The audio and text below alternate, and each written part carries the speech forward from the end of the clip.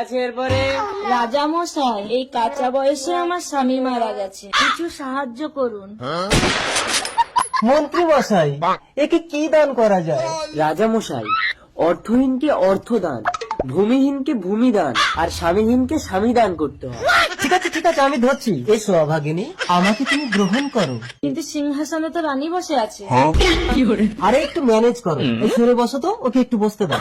কে আছে এরপরে? রাজা মশাই, আমি ভূমিহীন, আমাকে কিছু জমি দান করুন। মন্ত্রী মশাই, ওই বুড়োকে হিমালয় থেকে 1 বিঘা জমি দান করে দাও। যথা আজ্ঞা মহারাজ। 1 বিঘে জমি নিয়ে আমি কি ঘাস ছিঁড়ব?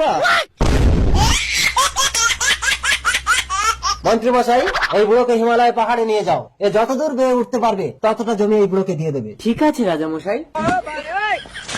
আরে মশাই, এই বয়সে আর কত উঠবেন? 10 বিঘে তো হয়ে গেল। না বাপু, সুযোগ হাত ছাড়া করা যাবে না, যত উঠবো তত পাবো।